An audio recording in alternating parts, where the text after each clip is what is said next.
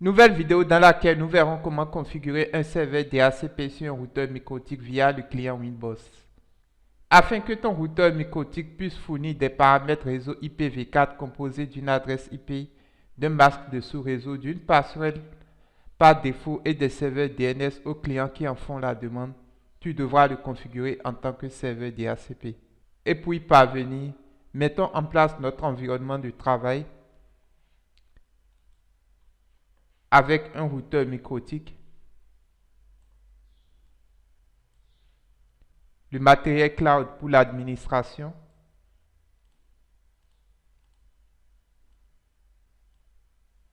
un commutateur Ethernet,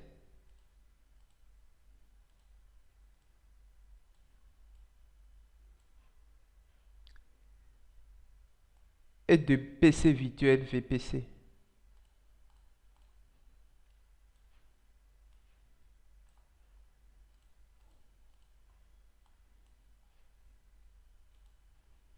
Pour les liaisons, connaître l'interface Ether1 du routeur microtique au port ETH1 du matériel cloud. Ensuite, le port Ether2 au port ETH0 du commutateur switch. Et enfin, les ports Ethernet 1 au poste virtuel VPC1 et pour finir, Ethernet 2 du commutateur au PC2. Une fois terminé, démarre ton routeur microtique ainsi que les postes virtuels, à savoir PC1 et PC2. Comme mentionné à l'écran, note que le réseau LAN qui sera attribué à chaque VPC qui en fera la demande auprès du serveur DHCP sera pour ce lab 192.168.100.0/24 et l'interface ETH2 du routeur microtique qui sera la passerelle par défaut aura pour adresse 192.168.100.1. Ceci étant, ouvre ton client Winboss, puis dans l'onglet Netboard, clique sur l'adresse MAC détectée, admin comme login par défaut, sans aucun mot de passe, clique sur le bouton se connecter. Définis un nouveau mot de passe lors de ta première connexion.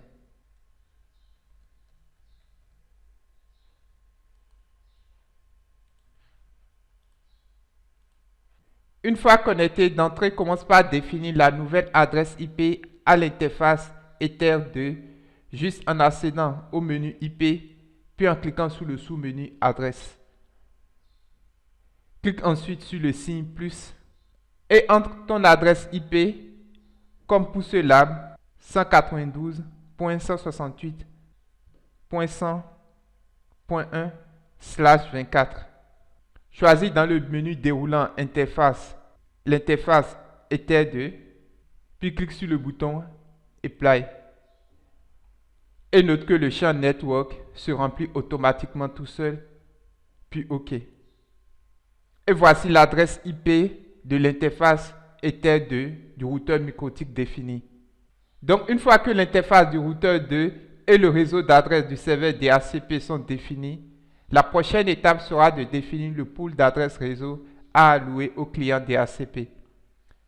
Et pour cela, accède toujours au menu IP, puis clique sur le sous-menu pool. Clique ensuite sur le signe plus afin d'ajouter une nouvelle plage d'adresse.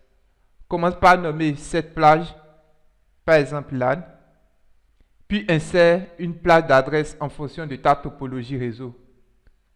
Comme dans notre cas, 192.168.100.100 comme adresse de début et adresse de fin 192.168.100.120. Clique ensuite sur le bouton Apply, puis OK.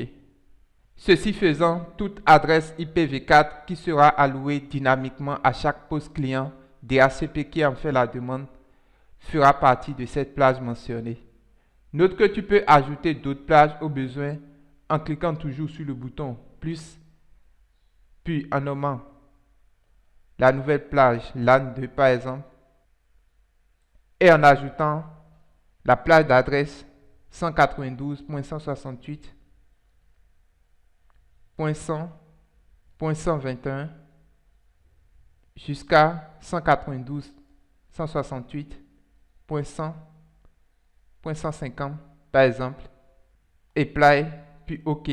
Donc une fois le pool LAN 2 défini, en éditant le premier pool LAN, tu peux choisir comme prochaine plage la plage LAN 2 via le paramètre nestpool. Une fois que toutes les adresses IPv4 de la plage LAN seront utilisées. Donc apply puis OK.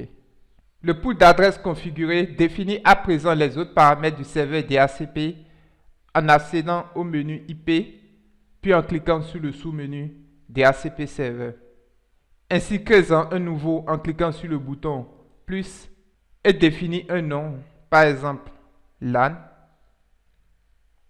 Sélectionne ensuite l'interface concernée, à savoir Ether2 dans notre cas, et choisis ta place d'adresse nommée LAN juste ici dans le paramètre adresse pool. Une fois terminé, clique sur le bouton Apply puis OK. Accède à présent à l'onglet Network, clique sur le signe plus et via le premier champ, entre l'adresse réseau et son MAC qui dans notre cas est 192.168.100.0/24.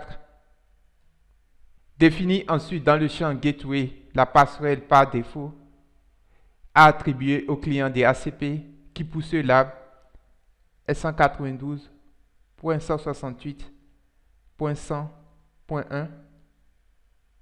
Laisse ensuite le champ nestmark vide, vu que le mark/24 a été déjà mentionné pour l'adresse réseau, et termine en ajoutant les paramètres des serveurs dont le premier est 8.8.8.8 et le second serveur DNS 8.8.4.4.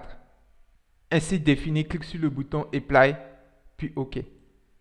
Donc une fois que le routeur DHCP a été bien configuré sur le routeur MikroTik, effectue tes premiers tests en revenant sur ton plan de travail au niveau du simulateur GNS3, puis ayant tes clients PC1 et PC2 démarrés, essaie d'y accéder. Commençons par le PC1 en double-cliquant ici sur PC1 pour ouvrir la console, le terminal, et entre la commande DHCP avec l'option D, puis entrer.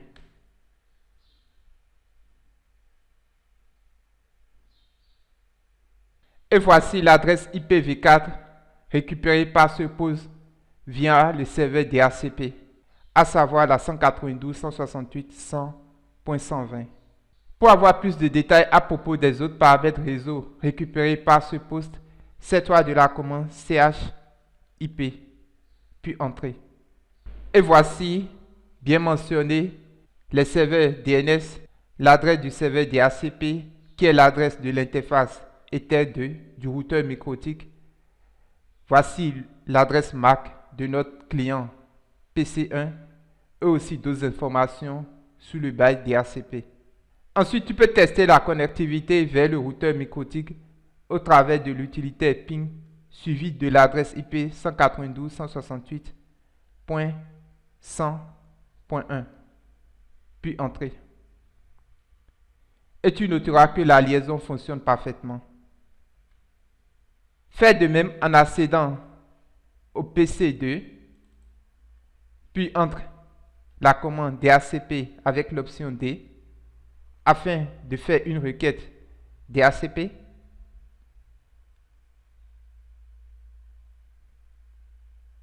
Et note également l'adresse IP récupérée par le poste 2 qui est 192.168.100.119 CHIP pour avoir plus de détails sur les paramètres réseau. Et voici listés les autres paramètres réseau comme la passerelle par défaut et les serveurs DNS. Le test de connexion vers le routeur MikroTik se fait via la commande ping avec l'adresse IP de la passerelle qui est 100.1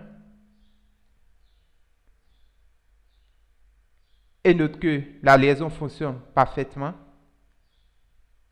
Et tu peux bien tester la connectivité avec le PC1 en y mettant son adresse IP, à savoir 100.120, puis entrer. Et elle fonctionne parfaitement. De retour sur le routeur micro-TIC, en étant au sein de l'interface DHCP Server et en accédant à l'onglet Lise, tu noteras bien ici la présence des deux adresses allouées dynamiquement au client DHCP qui sont PC1 et PC2 avec leur adresse MAC respective et le temps de bail restant.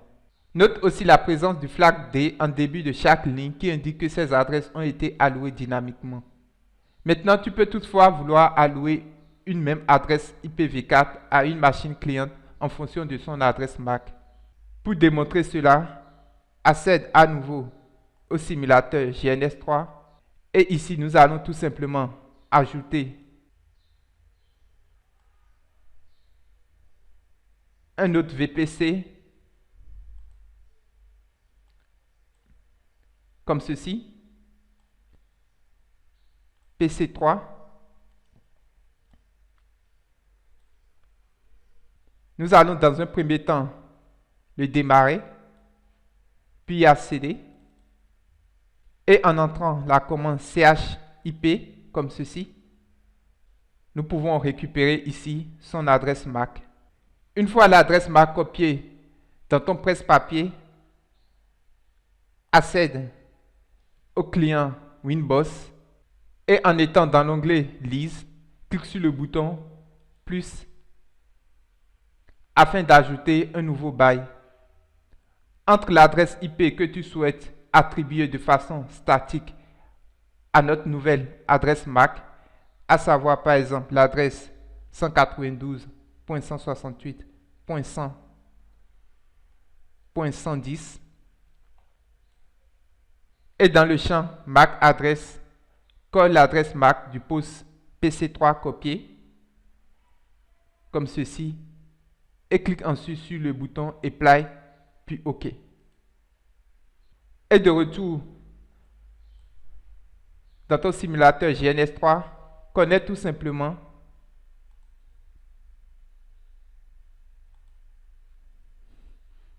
ton poste PC3 au switch comme ceci. Accède à présent au PC3. Entre enfin la commande DHCP avec l'option D afin de faire une requête DHCP.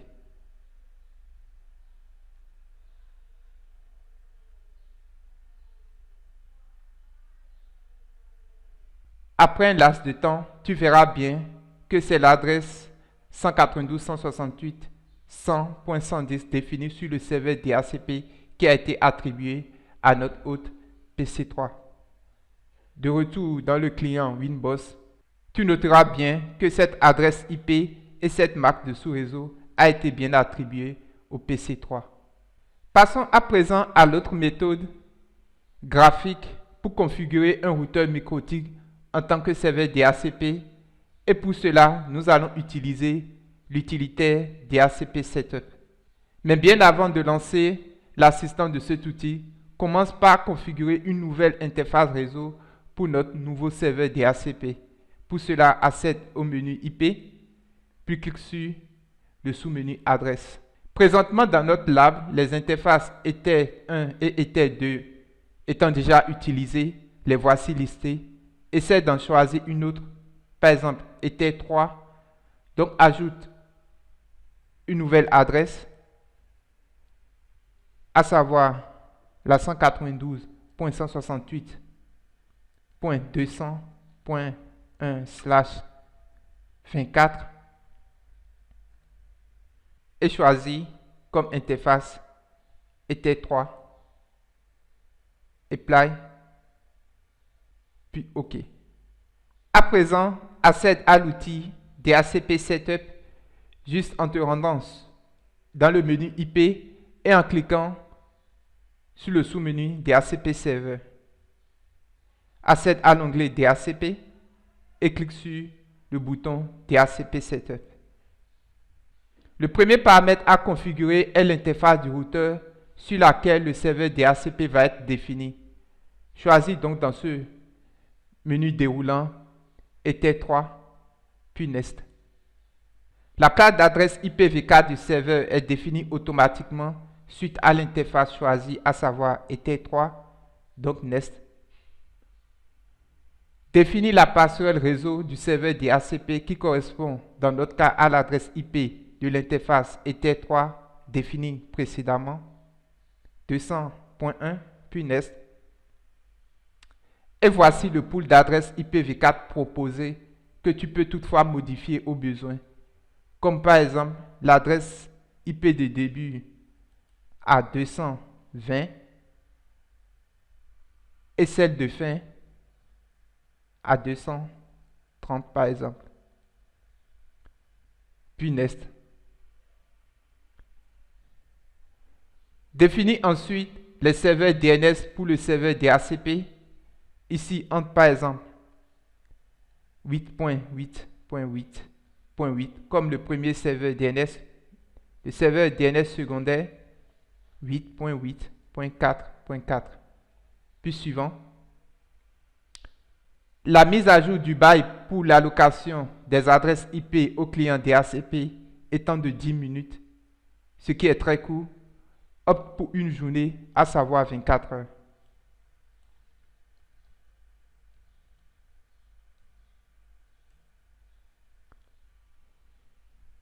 Puis Nest. Et la configuration s'est bien déroulée avec succès, puis OK. Donc voici le nouveau serveur DHCP déployé qui est en rouge ici, tout simplement juste parce qu'aucun équipement réseau n'est connecté pour l'instant à l'interface Ether3. Et dès que tu accèdes à l'onglet Network, voici le nouveau réseau configuré, le 200.0, puis en te déplaçant dans le menu IP Pool, voici le pool d'adresses IPv4 créé et correspondant au nouveau serveur DHCP. Ainsi, pour les besoins de test, accède au simulateur GNS3, ajoute un nouveau PC,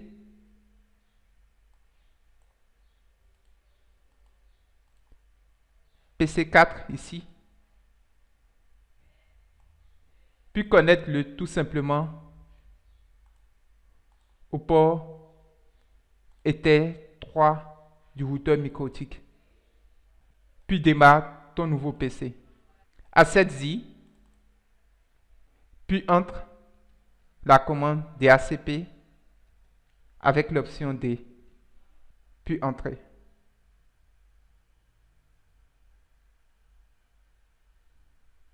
Après un instant, tu noteras bien que notre nouveau PC a pu récupérer une adresse IPv4 dont la voici, la 192.168.200.30, qui fait partie du pool d'adresses du nouveau serveur DHCP.